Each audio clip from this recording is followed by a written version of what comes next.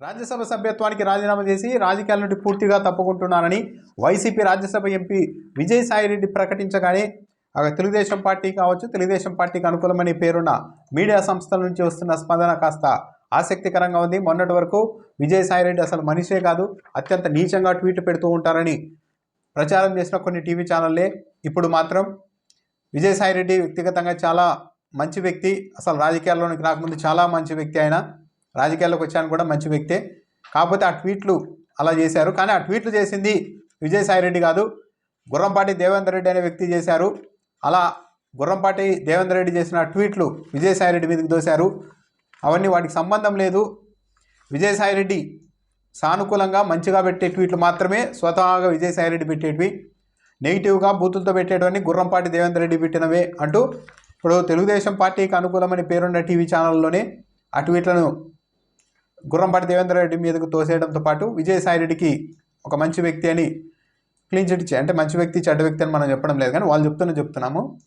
వాళ్ళు చెప్పారు కాబట్టి ఈయన చెడ్డవాడు అని కాదు, మంచివాడు అని కాదు మన ఉద్దేశం. వాళ్ళు చెప్తున్నది విజయసాయిరెడ్డి అయితే వ్యక్తిగతంగా చాలా మంచి వ్యక్తి అంటూ మాట్లాడుతున్నారు. అయితే ఒక టీవీ ఛానల్ వద్ద ఏపీ డిప్యూటీ స్పీకర్ రఘురామకృష్ణంరాజు ఈ అంశంపైన స్పందించారు. ఈ వార్త వినగానే విజయసాయిరెడ్డి రాజీనామా చేస్తున్నారు అని తెలియగానే చాలా కాలం తర్వాత నేను నేరుగా విజయసాయిరెడ్డికి ఫోన్ చేశాను. విజయసాయిరెడ్డి నా ఫోన్ తీశారు. ఆ సందర్భంగా విజయసాయిరెడ్డి కొన్ని విషయాలు చెప్పారంటూ రఘురామకృష్ణంరాజు వివరించారు. రాజకీయాల మీద విరక్తి కలిగే నిర్ణయం తీసుకున్నట్టు విజయసాయిరెడ్డి తనతో చెప్పారని కూడా ఆయన వివరించారు. విరక్తి వచ్చింది రఘు, ఇక నుంచి మనం ఫ్రీగా కలవచ్చు, 5-6 ఏళ్ల క్రితం ఉన్నట్టుగా ఉండొచ్చు, ఈ కండిషన్లు బంధనాలు అన్నీ ఈ రోజు నుంచి ఇక నాకు ఉండవు, ఇకపైన మనం ఫ్రీగా స్వేచ్ఛగా మాట్లాడుకోవచ్చు, కలవచ్చు అని కూడా విజయసాయిరెడ్డి నాతో అన్నారని ఏపీ డిప్యూటీ స్పీకర్ రఘురామకృష్ణంరాజు చెప్పారు.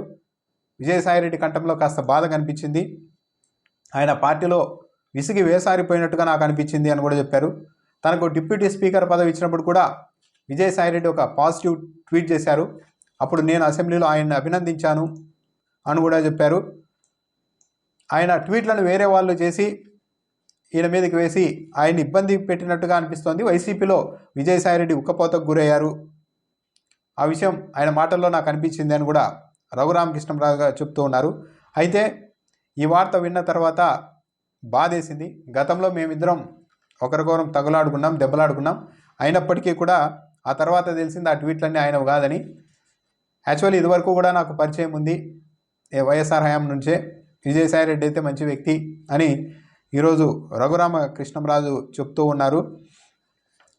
అది రఘురామకృష్ణంరాజు అయితే ఫోన్ చేస్తే విజయసాయిరెడ్డి అయితే నేను విరక్తి చెందాను, నాకు ఈ బంధనాలు అన్ని కండిషన్లు ఉన్నాయి, స్వేచ్ఛగా ఇకపైన ఉండొచ్చు, అంటే ఇప్పటివరకు నాకు స్వేచ్ఛ లేదు, స్వేచ్ఛగా ఉండలేకపోతున్నాను అన్న ఒక అభిప్రాయాన్ని విజయసాయిరెడ్డి వ్యక్తం చేశారు తన వద్ద అని చెప్పి రఘురామకృష్ణంరాజు చెప్తూ ఉన్నారు. అయితే వైఎస్ఆర్ కాంగ్రెస్ పార్టీ నుంచి అయితే ఇంకా ఇప్పటికీ ఎలాంటి అధికారిక రియాక్షన్ లేదు. విజయసాయిరెడ్డి ఎందుకు వెళ్ళిపోతున్నారు, ఆయన ఏ కారణాలతో వెళ్తూ ఉన్నారు, ఆయన రాజీనామా చేసేందుకు సిద్ధపడడం పైన వైసీపీ స్టాండ్ ఏంటి, ఆయన ఏమన్నా మాట్లాడి బుజ్జగించే ప్రయత్నం చేస్తారా, లేకుంటే ఆయన వెళ్ళిపోవడానికి ఇంకా ఆయన నిర్ణయం తీసుకున్న తర్వాత మనకెందుకని ఊరుకుంటారా అన్న ఏ స్టాండ్ అయితే వైఎస్ఆర్ కాంగ్రెస్ పార్టీ నుంచి ఇప్పటివరకు బయటకు రాలేదు.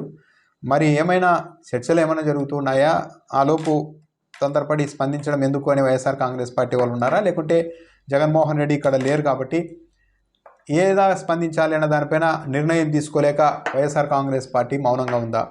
సో ఈరోజు రేపట్లో అయితే వైఎస్ఆర్ కాంగ్రెస్ పార్టీ నుంచి ఒక రియాక్షన్ వస్తే అప్పుడు ఏం జరిగి ఉంటుంది, ఎందుకు విజయసాయిరెడ్డి ఇలాంటి తీవ్రమైన నిర్ణయం తీసుకున్నారు అన్న దానిపైన ఒక క్లారిటీ వచ్చే అవకాశం ఉంది. అయితే అనూహ్యంగా తెలుగుదేశం పార్టీకి సంబంధించిన మీడియా సంస్థలు కూడా ఇప్పుడు విజయసాయిరెడ్డి వ్యక్తిగతంగా మంచివాడు, ఆ వైసీపీలో ఉండడం వల్ల కొన్ని కారణాల వల్ల, కొన్ని ఒత్తిళ్ల వల్ల అలా చేయాల్సి వచ్చింది, అసలు ఆ ట్వీట్లు కూడా ఆయన చేసి ఉండరు అన్నట్టుగా చెప్తూ ఉండడం అనేది కొద్దిగా గమనించదగ్గ అంశమే.